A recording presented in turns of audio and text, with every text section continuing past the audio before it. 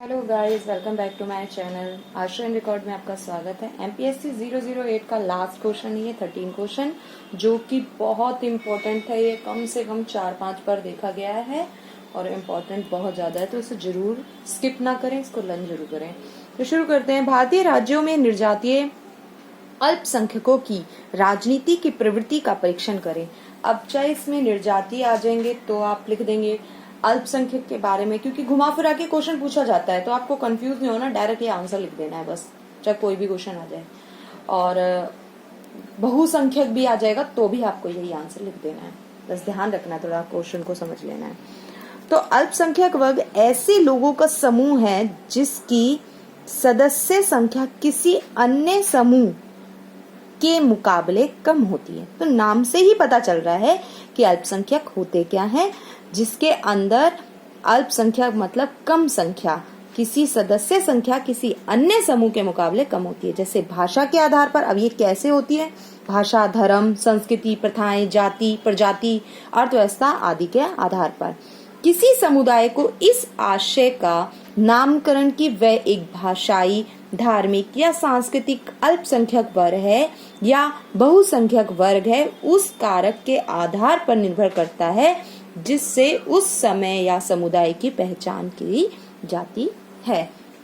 तो कैसे पता चलता है कि कोई बहुसंख्यक किस चीज में? भाषा के आधार पर बहुसंख्यक, क्षेत्रीय के आधार पर, धार्मिक आधार पर, संस्कृति के आधार पर ये अल्पसंख्यक है या बहुसंख्यक है। तो सिंपल सा इसमें बताया गया है।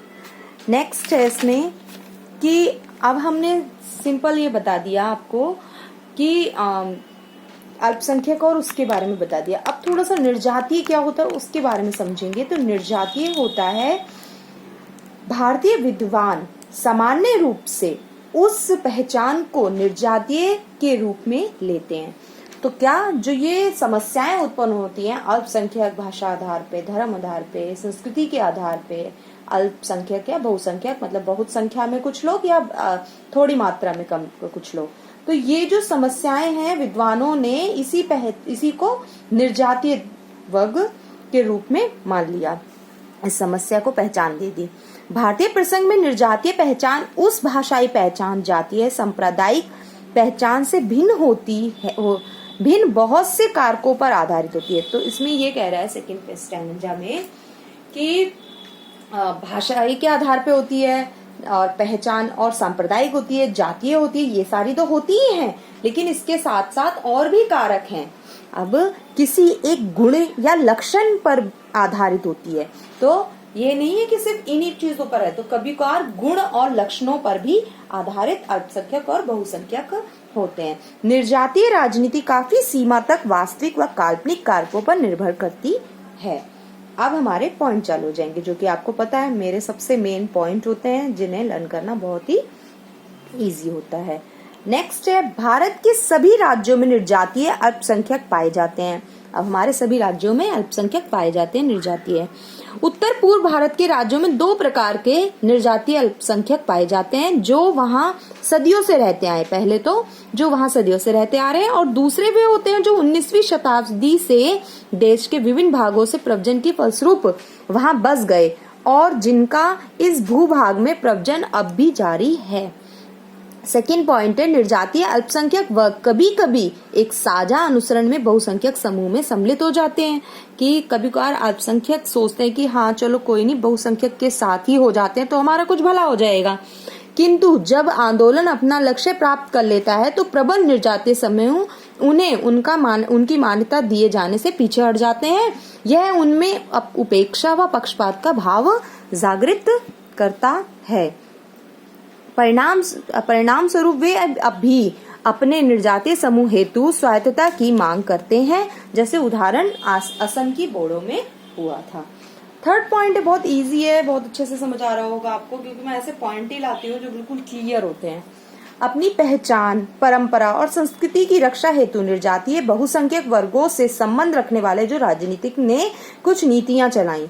अब ये बहुसंख्यक से जो रिलेशन रखते थे राजनीतिक, उन्होंने कुछ नीतियां चलाई, लेकिन क्या हुआ इन नीतियों के जरिए?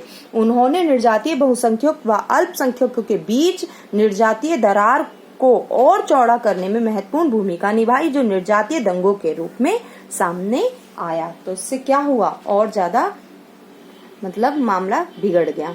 फोर्थ पॉइंट है कि बहुसंख्यक निर्जातीय समुदाय संविधान की 6ठी अनुसूची में रखे गए हैं, जो अपने विशेषाधिकार के रूप में राज्य प्रदत्त उपायों की दुहाई देते हैं। कि मतलब कि जो बहुसंख्यक हैं उनको हमारे संविधान में 6ठी सूची पे रखा गया, जिसके कारण वह अल्पसंख्यकों को एक अपना पावर दिखाते कि हाँ हम मतलब हमारा कुछ लीगल है ये वो, इस वजह से। फिफ्थ पॉइंट है निर्जातीय अल्पसंख्यकों का यह तर्क है कि यदि उनके लिए विशेष कदम ना उठाए गए तो निर्जातीय बहुसंख्यक वर्ग उनके अधिकारों का अतिक्रमण करेंगे, परिणाम स्वरूप उनकी पहचान ही समाप्त हो जाएगी। तो उन्हें भय रहता है, अल्पसंख्यक लोग जो रहते हैं समूह के लोग, उन्हें भय रहता है इस चीज का। 6 पॉइंट है जम्मू कश्मीर की राजनीति के संदर्भ में कश्मीरी पंडितों की निर्जातीय पहचान की विशेष निशानी धर्म है। आपको पता ही है कश्मीरी पंडित के बारे में, तो काफी पॉपुलर हो गया है, जानते होंगे कि धर्म के आधार पर उनके साथ शोषण किया जाता है। कश्मीरी पंडित अपने ही पैतृक निवास स्थान से विस्थापित होकर विप्लव के शिकार हो गए हैं। मतलब इनके पिता के टाइम का टाइम है, तो ये कैसे कश्मीर को छोड़ दें? इनको धर्म के आधार पर वहां पर शोषण किया जाता है। ये बहुत अच्छा उदाहरण है इसमें, जिसके जरिए आपको अच्छे से समझाएगा। भेद का मुख्य आधार धर्म ही रहा है। जम्मू और लद्दाख क्षेत्रों में निर्जातीय अल्पसंख्यकों की शिकायतों का आधार क्षेत्रीय व धार्मिक है। उनकी जो शिकायतें आती हैं वहां से, वो क्षेत्रीय तौर पे आती हैं या धार्मिक तौर पे आती हैं। उनका आरोप है कि राज्य के प्रबल निर्जातीय समूह ने राज्य की सत्ता हथियाई हुई है और जो कश्मीर क्षेत्र में अपना आधार मजबूत करने में लगे हैं। राज्यों में निर्जातीय अल्पसंख्यक वर्ग एक ऐसा मुद्दा बन गया है जिस पर निर्जातीय बहुसंख्यक वर्ग अपनी राजनीति करते हैं। आई होप आपको मेरी वीडियो पसंद आई होगी। प्लीज लाइक करें, सब्सक्राइब करें मेरे चैनल को ज्यादा से ज्यादा। Thank you for watching.